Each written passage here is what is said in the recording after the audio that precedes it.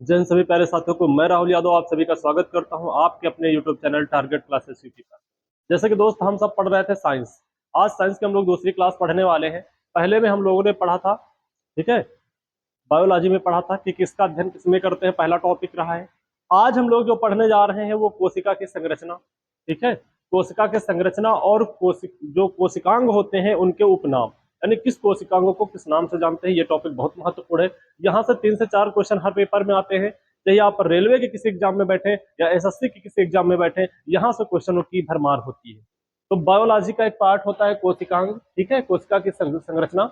इससे हम लोग पढ़ेंगे। यहाँ से 2 से 3 क्वेश्चन हर पेपर में आते हैं और इस टॉपिक को आज हम लोग 10 मिनट के अंदर इसको खत्म करने वाले हैं। सारे क्वेश्चन यहाँ पर कवर करने वाले हैं। तो आइए हम लोग बिना देर किए हुए शुरुआत करते हैं आज के इस टॉपिक की। तो ठीक है, कोशिका की संरचना। तो सबसे पहले आप देखेंगे, ये आपको एक तस्वीर दिखाई दे रही है कि कोशिका की संरचना क्या होती है। ये आपको दिखाई दे रही है पूरी की पूरी कोशिका है, ये उसके पार्ट है, ये पूरी संरचना उसकी दिखाई दे रही है। इसी के विषय में आज हम लोग पढ़ने वाले हैं, ठीक है। तो सबसे पहले कुछ कोशिकांग हैं और उनके उपनाम हैं, ठीक है। जैसे कि आपसे कह दिया जाए, जैसे कि एक आपसे क्वेश्चन पूछ लिया जाए कि बताइए कोशिका का पावर हाउस किसे कहते हैं, ठीक है, या फिर पूछा जाए कोशिका का द्वारपाल किसे कहते हैं। तो ये सारी चीजें आपको पता होना चाहिए, ठीक है। कोशिका में प्रोटीन की फैक्ट्री किसको बोला जाता है, कौन सा कोशिकांग ऐसा है जिसका उपनाम दिया गया है प्रोटीन की फैक्ट्री, ठीक है। तो ऐसे करके बहुत सारे कोशिकांग हैं, अंग है, हमारे शरीर के पार्ट्स हैं जिनके उपनाम दिए गए हैं। तो आइए हम लोग शुरुआत करते हैं, ठीक है। सबसे पहला दिया गया है केंद्रक। क्या दिया गया है कोशिकांग में, क्या दिया गया है केंद्रक। तो केंद्रक को हम और किस नाम से जानते हैं, तो याद रखना है केंद्रक को कहा जाता है कोशिका मस्तिष्क, ठीक है, यानी कोशिका का मस्तिष्क कहा जाता है। आपसे पूछेगा कि बताइए कोशिका का मस्तिष्क किसको कहते हैं, तो आपका आंसर होगा कि केंद्रक को बोला जाता है, ठीक है। दूसरा इसका जो उपनाम दिया गया है कोशिका का प्रबंधन, ठीक है, कोशिका का प्रबंधन या प्रबंधक भी कह सकते हो, ठीक है। आपसे अगर पूछ ले कि कोशिका का प्रबंधक किसको बोलते हैं, तो कोशिका का प्रबंधक जो बोलते हैं वो केंद्रक को बोलते हैं, इसको याद रखना है। एक और नाम है कोशिका का सीपीयू। पूछा जाए कोशिका का सीपीयू किसे कहा जाता है, तो वह भी केंद्रक को कहा जाता है। ये बात आपको याद रखनी है, ठीक है। तो अच्छे क्वेश्चन आपको लग रहे होंगे, शुरुआती से ही लग रहा होगा कि हाँ आज हम कुछ नया पढ़ रहे हैं। बहुत सारे टीचरों से आपने पढ़ा होगा, बहुत अच्छा पढ़ाते हैं, लेकिन आज आपको कुछ लग रहा होगा कि हाँ कुछ आज हम नया पढ़ने वाले हैं और नए तरीके से पढ़ने वाले हैं, ठीक है। तो आगे हम लोग पढ़ेंगे कोशिका की झिल्ली।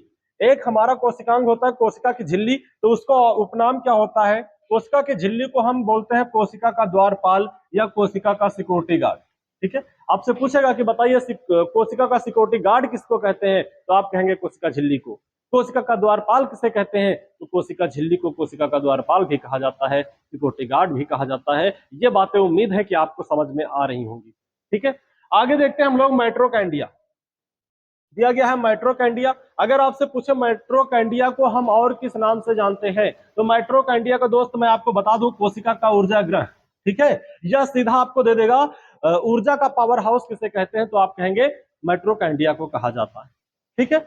ये सारी चीजें आप लोग एक क्वेश्चन बताएंगे, एक क्वेश्चन का आंसर आप सभी लोग देंगे कि माइट्रोकैंडिया का नामकरण किसने किया था, इसका आंसर आप सभी लोग बताएं, फिर आगे हम लोग इस पर डिस्कस करेंगे। एक क्वेश्चन दिया गया लाइसोसोम। अभी आगे आपको दिखाएंगे लाइसोसोम क्या होता है।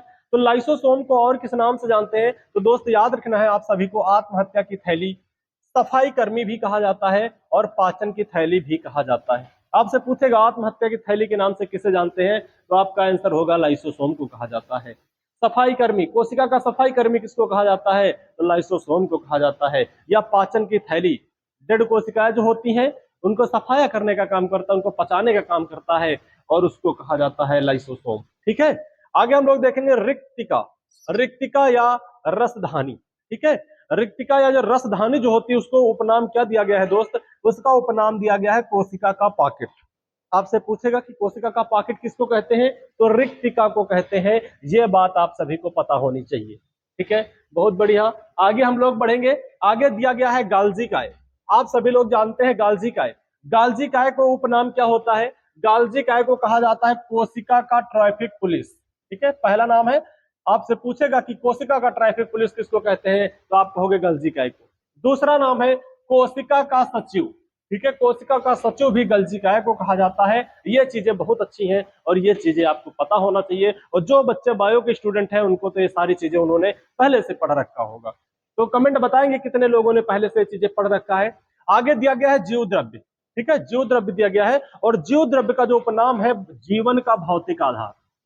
आपसे पूछेगा कि जीवन का भौतिक आधार किसे कहते हैं, तो जीव द्रव्य को कहते हैं। ये चीजें आपको पता होनी चाहिए। आगे दिया गया राइबोसोम।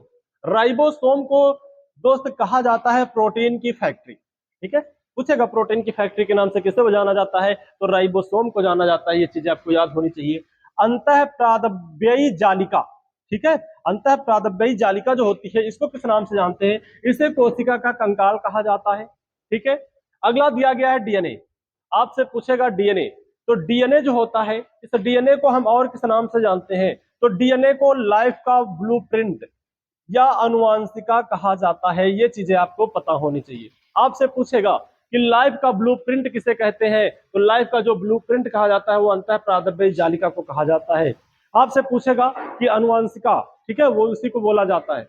आगे दिया गया है जीन्स, ठीक है, जीन्स दिया गया है, और जीन्स को हम और किस नाम से जानते हैं, तो जीन्स को हम अनुवांशिक इकाई भी बोलते हैं। ये चीजें आपको पता होनी चाहिए, ठीक है।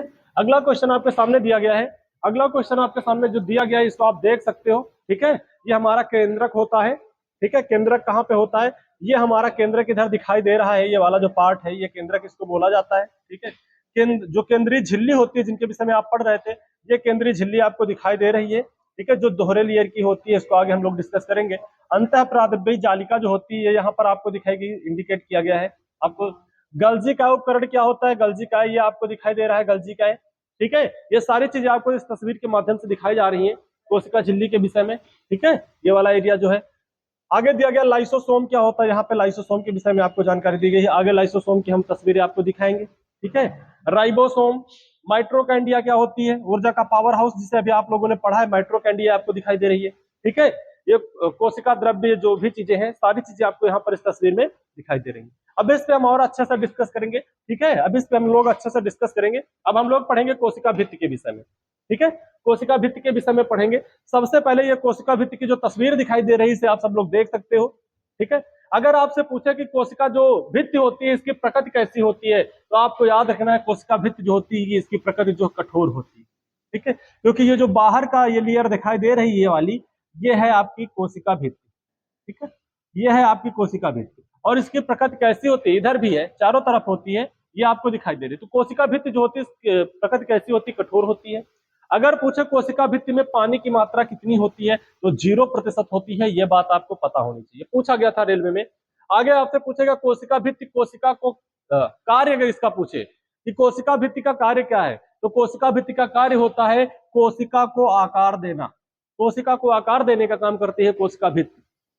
तो ये आपकी कोशिका भित्ति बाहर की ओर दिखाई दे रही है, और जो कोशिका है ये आपको अंदर दिखाई दे रही होगी। और इस कोशिका को जो निर्माण यानी इसका जो आकार दिया गया है वो किसके द्वारा दिया गया है, कोशिका भित्ति के द्वारा दिया गया है। दोनों चीजें आपको समझ में आ रही होंगी तस्वीर के माध्यम से, तो दोनों चीजों को हमें याद रखना है, ठीक है।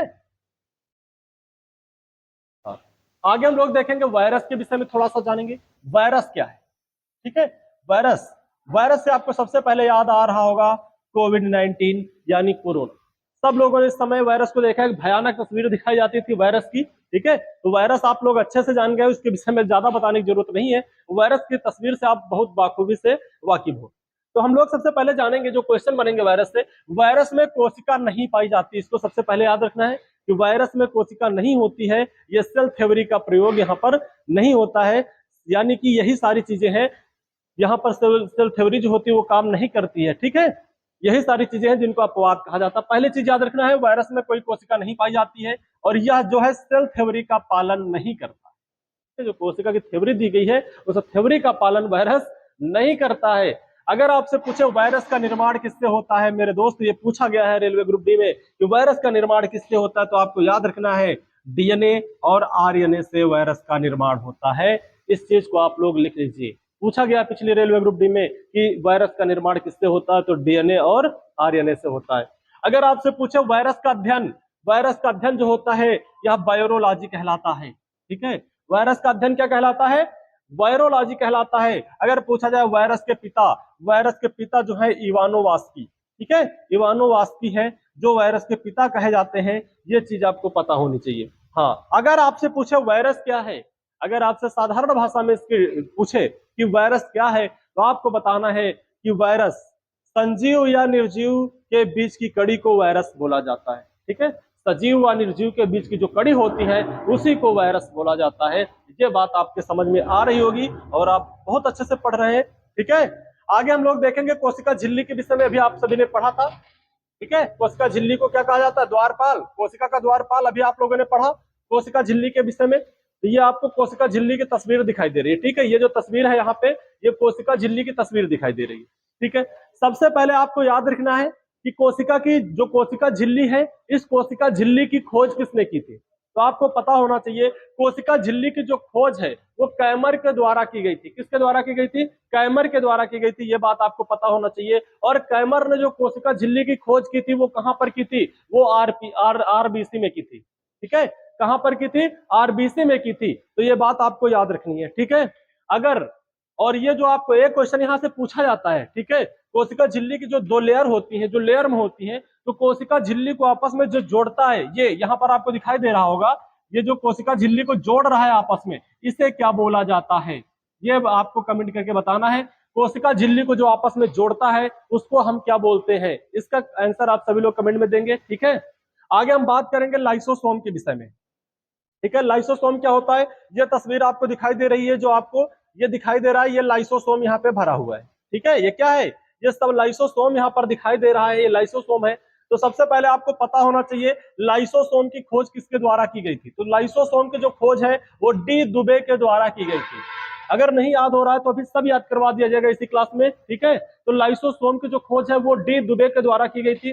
अगर पूछा जाए लाइसोसोम, अभी मैंने आपको पढ़ाया था कि लाइसोसोम को और किस नाम से जानते हैं, तो लाइसोसोम को हम आत्महत्या की थैली भी कहते हैं। ठीक है, आइसोसोम लाइसो क्या कहते हैं, लाइसोसोम को आत्महत्या की थैली कहते हैं, पाचक ग्रंथ भी कहा जाता है। ठीक है, जो मृत कोशिकाओं को, इसको याद रखना है, पाचक ग्रंथ क्यों कहते हैं, लाइसोसोम को पाचक ग्रंथ क्यों कहते हैं, मृत कोशिकाओं को पचाता है। ठीक है, मृत कोशिकाओं को पचाता है, इसीलिए इसे पाचक ग्रंथ भी कहते हैं और सफाई कर्मी भी कहते हैं। सफाई कर्मी क्यों, क्योंकि मृत कोशिकाओं की सफाई करने का काम करता है, इसीलिए इसे सफाई कर्मी भी कहा जाता है। आत्महत्या की थैली क्यों कहते हैं दोस्त, मैं आपको बता दूं, जो डेड सेल होती हैं, मरी हुई कोशिकाएं होती हैं, उन कोशिकाओं को, चलो ठीक है, इसको समझने का प्रयास करिएगा। जैसे जैसे कि ये कह सकते हैं कि मान लो हमारे शरीर जो है ये बहुत सारी सेलों से मिलकर बना हुआ है। कुछ सेलें ऐसी हैं जो काम करते हैं, हम लिख रहे हैं, बाइक चला रहे हैं, कुछ भी कर रहे हैं, कंप्यूटर चला रहे हैं, मोबाइल चला रहे हैं, तो बहुत सारी क्या होती है, सेल जो हमारी होती है वो डेड होती है। या बहुत सारी जो सेलें हैं वो थक चुकी होती है और उन सेलों का मन होता है कि अब क्या करेंगे, हमारा आत्महत्या करने का मन है। किसका मन है, सेलों का मन है आत्महत्या करने का, वो थक चुकी है जिंदगी से, उब चुकी हैं, पढ़ते पढ़ते, लड़ते लड़ते, संघर्ष करते हुए वो हार नहीं है, तो उनका मन है कि हम आत्महत्या कर लें। तो आत्महत्या वो कैसे करेंगी, ठीक है, आत्महत्या कैसे करेंगे, जो सेल्स होती हैं, सेल हमारी कोशिकाएं जो होती है वो किससे कैसे आत्महत्या करेंगी, वो आत्महत्या करेंगी लाइसोसोम में। ठीक है, लाइसोसोम में आत्महत्या करेंगे, इसीलिए इसको क्या कहा जाता है, आत्महत्या की थैली। क्या करेंगी, वो हमारी कोशिकाएं जो है डेड सेल है, जिनको आत्महत्या करना है, वो लोग इसमें क्या करेंगे, कूदेंगे, किसमें, लाइसोसोम में कूदेंगी। जैसे ही लाइसोसोम में कूदेंगी, अब आप बताइए, अगर पानी भरा हुआ है, आप पानी में कूद रहे हैं, तो आप आत्महत्या कब होगी, आप कब मरेंगे, जब आप पानी में डूबेंगे ना। तो जब हमारी कोशिकाएं जब लाइसोसोम में कूदती हैं तो वो क्या हो जाती हैं, मर जाती हैं, इसीलिए कहा जाता है आत्महत्या की थैली। ठीक है, और जब उसमें मर जाती है तो क्या हो जाती है, डूब जाती हैं। और आपसे पूछा जाए लाइसोसोम के खोजकर्ता कौन है, तो डी दुबे। हमारी कोशिकाएं क्या हो गई, डूब गई, तो इसकी खोज किसने कर दी, डी दुबे। याद रखना है, जब डूब गई तो डी दुबे ने इसकी खोज कर दी। ये सारी चीजें आपको समझ में आ रही होंगी, याद रखना है इसको। ठीक है, ये होता है आपका लाइसोसोम। ठीक है, और इसी की वजह से जो हमारी कोशिकाएं डेड होती हैं उनको बाहर किया जाता है, या इसी में वो डेड होती हैं। ये चीजें आपको याद रखनी है। हाँ, एक क्वेश्चन यहाँ पे और है, इसको याद रखना है। अगर पूछा जाए लाइसोसोम जो है इसमें कौन सा एंजाइम पाया जाता है, तो हाइड्रोलाइटिक एंजाइम पाया जाता है, हाइड्रोलाइटिक एंजाइम से बनी होती है। ठीक है, ये बात आपको पता होनी चाहिए।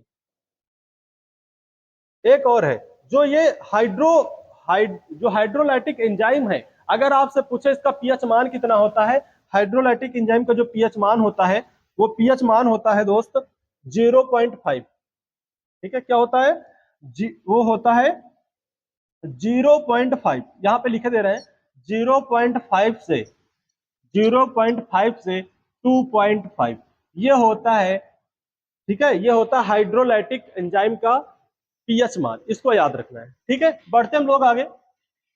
आगे दिया गया राइबोसोम, क्या होता है राइबोसोम, तस्वीर आपको दिखाई दे रही होगी। ठीक है, राइबोसोम की खोजकर्ता आपसे पूछेगा तो याद रखना है जॉर्ज पैलाडे थे। ठीक है, इसे प्रोटीन की फैक्ट्री कहते हैं, ये चीज आप लोगों ने पढ़ा। क्या बोलते हैं, आपसे पूछा जाएगा कि प्रोटीन की फैक्ट्री किसको कहते हैं, तो आपका आंसर क्या होगा, राइबोसोम को कहा जाता है। ठीक, क्यों क्यों कहा जाता है, क्योंकि प्रोटीन संश्लेषण में यह सहायता करता है। ठीक है, अगर पूछा जाए राइबोसोम कहां पर उपस्थित रहता है, तो केंद्रक में होता है, केंद्रक में होता है, माइट्रोकैंडिया में पाया जाता है और हरित लवक में पाया जाता है। ये चीजें आपको याद रखनी है ना। अगर पूछा जाए राइबोसोम का निर्माण कहां होता है, तो आरएनए और प्रोटीन से होता है इसका निर्माण, ये चीज आपको याद रखनी है। ठीक है, राइबोसोम का निर्माण कहां पे होता है, आरएनए और प्रोटीन से होता है, ये बात को आपको पता होना चाहिए। ठीक है, हाँ, ये देखो, जैसे कि अगर पूछा जाए, ठीक है, जैसे कि आपसे पूछा जाए, ठीक है, कि अल्प अल्प विकास जो कोशिका जैसे ये कहां पर होता है। ठीक है, इनके दोनों के जो अंतर होते हैं, पीएच मान जो होते हैं इसके राइबोसोम के दोनों में अलग अलग पाए जाते हैं। जैसे कि यहाँ पे दिया गया है कोशिका, ठीक है, अल्प विकासक कोशिका जैसे अमीबा, जो अमीबा में राइबोसोम होता है या जीवाणुओं में होता है, इसका पीएच मान अलग होता है। और जो पूर्ण विकसित, ये अर्ध विकसित है, अल्प विकसित है, एक ही बात है। और जो पूर्ण विकसित है, पूर्ण विकसित कोशिका है जैसे मनुष्य, इनका जो पीएच मान होता है इनका अलग होता है। आगे भी मैं आपको पीएच मान जब करवाऊंगा तो उसमें सारी चीजें कवर करवाऊंगा कि जो अल्प विकासक कोशिकाएं होती हैं उनका जो उसमें जो राइबोसोम होता है उसका पीएच मान क्या है, और पूर्ण विकासक कोशिका जो है उनमें इस जो राइबोसोम पाया जाता है उनका जो है पीएच मान कितना रहने वाला है। आगे हम बात करेंगे कोशिका का सबसे छोटा कोशिकांग कौन सा होता है। ठीक है, कोशिका का सबसे छोटा कोशिकांग, तो आप सभी को याद रखना है राइबोसोम। ठीक है, कोशिका का सबसे छोटा कोशिकांग कौन सा होता है, वो राइबोसोम होता है, ये बात आप सभी को याद होनी चाहिए। अगला क्वेश्चन है माइट्रोकैंडिया। माइट्रोकैंडिया के विषय में आप सभी लोगों ने पढ़ा, ऊर्जा का पावर हाउस इसे ही कहा जाता है। ठीक है, तो माइट्रोकैंडिया जो होती है इसकी खोज किसके द्वारा की गई थी, सबसे पहले कालिकर के द्वारा, कोलिकर होना चाहिए, ठीक है, कोलिकर के द्वारा की गई थी, बहुत सही, इसको सही कर लेना, कोलिकर के द्वारा की गई थी। कब की गई थी, तो 1880 में की गई थी। ठीक है, कब की गई थी, 1880 में की गई थी। अगर पूछा जाए किसमें किया था इन्होंने, तो कीड़े मकोड़े में इन्होंने कोशिका की खोज की थी, वो माइट्रोकैंडिया की खोज की थी, इसको याद रखना है। माइट्रोकैंडिया की खोज कोलिकर, ठीक है, कब, 1880, और किसमें किया था, कीड़े मकोड़ों में किया था। लेकिन माइट्रोकैंडिया इन्होंने नाम नहीं दिया था, इन्होंने माइट्रोकैंडिया को जब खोज की कीड़ों मकोड़ों में तो उन्होंने कहा था सैक्रोसोम। क्या नाम दिया था, सैक्रोसोम नाम दिया था। फिर 1886-87 में, ठीक है, 1886-87 कर लेना, अल्टमैन और फ्लेमिंग, ठीक है, अल्टमैन और फ्लेमिंग 1886-87 में माइट्रोकैंडिया की खोज करते हैं। और उन्होंने भी माइट्रोकैंडिया का नाम माइट्रोकैंडिया नहीं दिया था, उन्होंने कहा था बियोब्लास्ट। एक नाम दिया था बियोब्लास्ट और दूसरा नाम दिया था फाइनो। ठीक है, ये दो नाम दिए गए थे किसके द्वारा, अल्टमैन और फ्लेमिंग के द्वारा। लेकिन माइट्रोकैंडिया का अगर पूछा जाए नामकरण किसने किया था, तो माइट्रोकैंडिया का नामकरण कार्ल ब्रेडा के द्वारा किया गया था, या सी ब्रेडा के नाम से भी इसे जाना जाता है, दोनों चीजें। कार्ल ब्रेडा ऑप्शन में ना हो तो सी ब्रेडा अगर दे दे तो ये भी सही है, ये बात आपको पता होनी चाहिए। ठीक है, अगर पूछे माइट्रोकैंडिया से लीवर को किसने अलग किया, माइट्रोकैंडिया को लीवर से किसने अलग किया, तो याद रखना है प्यारे दोस्त, बेंसिल के द्वारा किया गया था, ये बात आपको याद रखनी है। ठीक है, तो उम्मीद है आज की क्लास बहुत अच्छी लगी होगी। तो आगे की तैयारी के लिए भी आप हमारे साथ जुड़ें। ठीक है, चैनल को सब्सक्राइब करें, शेयर करें ताकि ज्यादा से ज्यादा लोग साथ में जुड़ सके। ठीक है, तो आज के लिए इतना ही। जय हिंद, जय भारत।